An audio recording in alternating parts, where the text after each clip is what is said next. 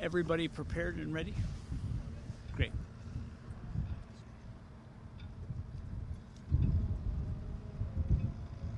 Well, good morning. Today, I am proud to announce that we have secured $4.175 million in federal funding for the Dunkirk Harbor Living Shoreline project, which has passed the House of Representatives as a part of the fiscal year 2025 Homeland Security Appropriations bill back in June. This harbor is the heart and soul of Dunkirk, and this investment will ensure that it can be enjoyed for future generations. It's not only a place of beauty, as you can see on this glorious day, but recreation for people that live here. But it also serves as an economic engine for this community in this county. I mean, this county is a tourism county, and this Dunkirk shoreline and harbor is a key component of that. The small businesses that rely on this harbor, restaurants and shops and marinas, depend on a healthy waterfront.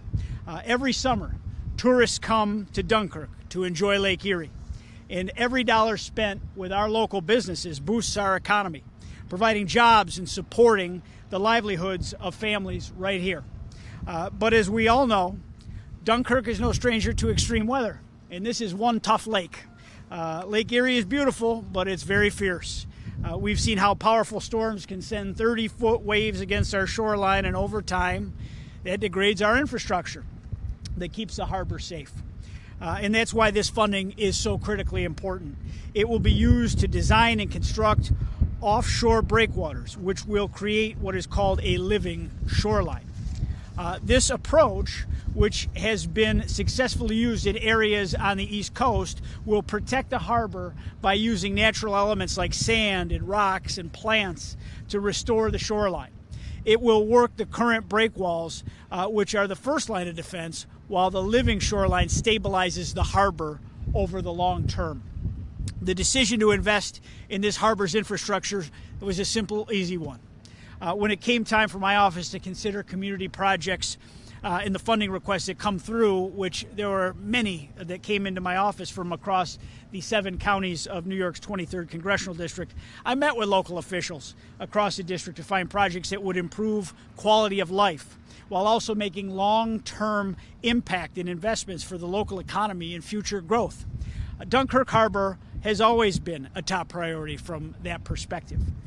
Earlier this year, we announced successfully with Senator Schumer that $7.5 million in federal funding through the Army Corps of Engineers would be there to repair the existing breakwater.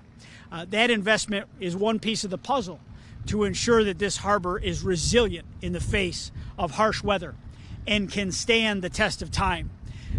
These new living shoreline breakwaters are the next step to creating a healthier harbor. Projects like this are exactly why the community project funding is so important. It allows me to take feedback from our local partners and our constituents and across our district to identify critical needs here at home and bring federal dollars back to the southern tier to meet those needs. We all pay taxes, and it's only right that we see the benefits from those tax dollars in our local communities returned to us in some form of real investment and improvements, just like this project here in Dunkirk Harbor. And that's what this project's all about. It's about making sure that Dunkirk Harbor remains a place where families can come and enjoy the lake, where businesses have the opportunity to thrive, and where communities can come together. It's about leaving something better for our children and our grandchildren so that they too can enjoy the natural beauty and the economic hub that this beautiful lake and this beautiful harbor bring to our region.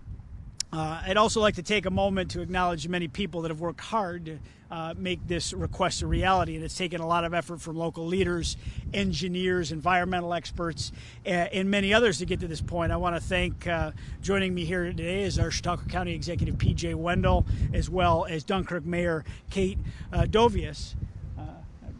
job. Good job. And everyone of the officials in Dunkirk who has been pushing for this project. Our continued collaboration made this possible. We got it in the House bill. The House bill is passed. Now we need the Senate to do likewise, and we will reconcile those bills hopefully before the end of the calendar year, and that money can start to move.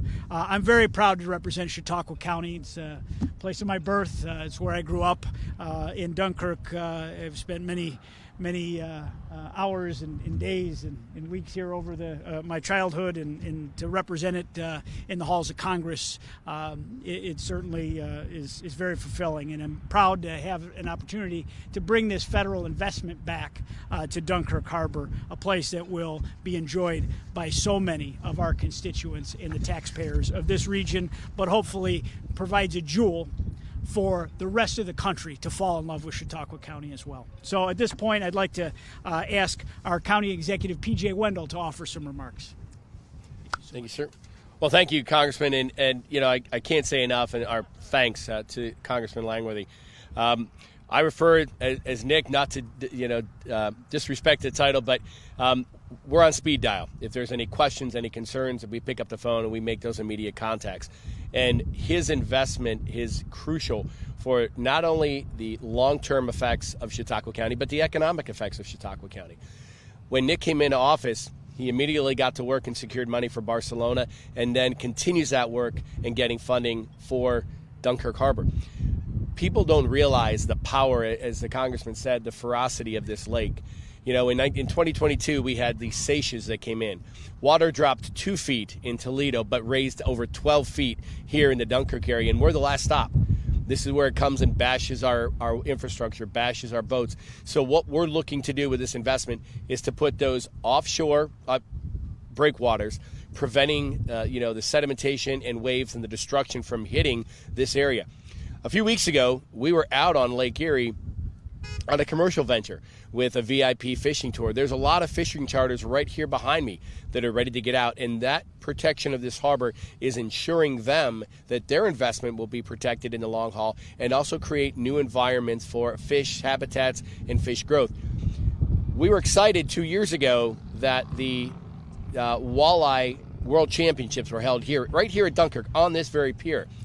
But what we learned was it's great to have the 40 boats in the championship, but what we need are the 200 boats that come here for the qualifiers. Investing in this harbor, investing in the infrastructure and the protection of the inner part of this harbor is critical for the economic engine we have here in Chautauqua County.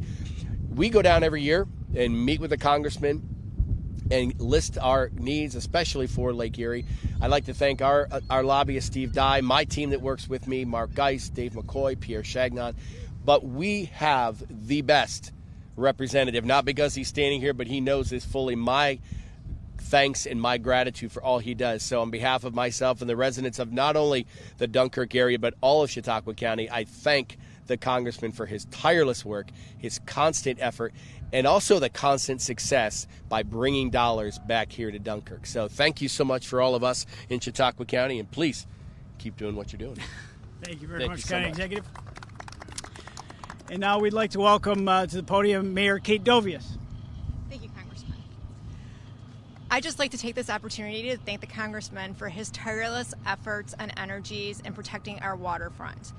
This shows that he's here for the duration, as is the city of Dunkirk. The city of Dunkirk is going to undergo a huge transformation with the Downtown Revitalization Initiative, and state partners at that level were able to see that our harbor is truly our gem.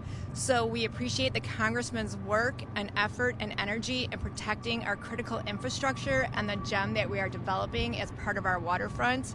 I can't thank the county executive enough, along with our county partners, Dave McCoy, Mark Geis, our director of development for the city of Dunkirk, Vince DeJoy, and his entire team for everything that they've done for us.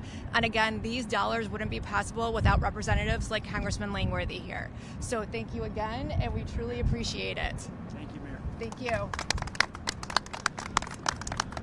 All right, any questions?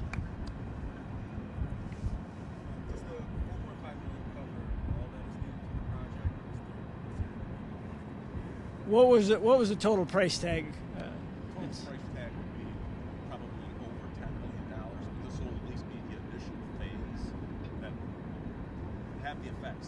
desired effects to mitigate storm damage.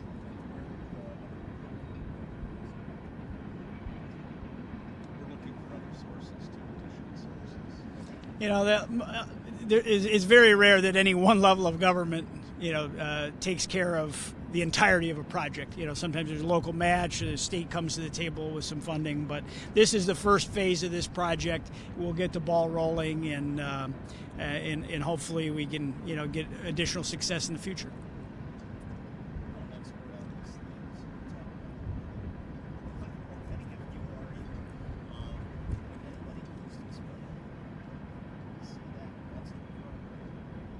Mm-hmm.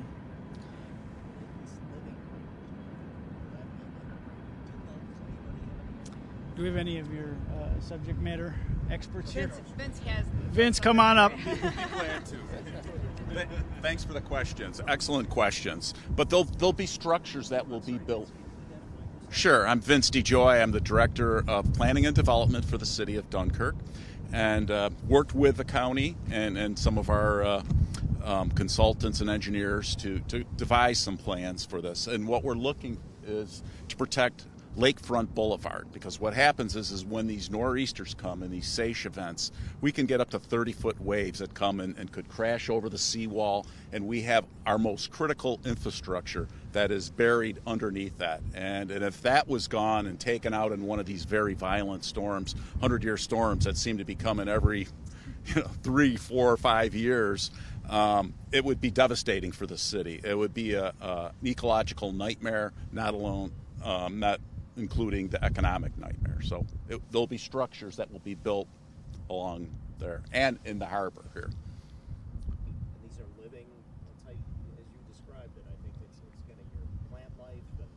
It will attract all kinds of habitat, plant and birds and fish, and we'll create new environments and habitats. You'll be able to attenuate the waves that come in with these, and to mitigate the risk for severe storm damage. Sound like you work for Fish and Wildlife. It doesn't stop the necessity of the big break wall, Right. but it mitigates additional damage to the interior of the harbor and the critical infrastructure and the roads. As you were saying, funding for that is in the works. That's already that's done. So one bite at a time. Any other questions? Okay. When you talked about the break wall, will there be lighting? Because if you're out on the lake, you can't see it. There are no lights or any reflectors, anything on the old break wall. With the break wall projects, is anyone familiar with that? As to how they're the Army Corps of Engineers. Okay. We'll get an answer for you on that. The Army Corps of Engineers have been taking the lead on this work like they do on many other offshore projects. I mean, they have the jurisdiction over this lake, and that's the lead agency, from the federal government's perspective. Okay. Well, thank you very much for coming, everyone. Really appreciate it. Yeah, we'll get our local partners and give them a little dispensation from having to stand there with me uncomfortably. To them too. Okay.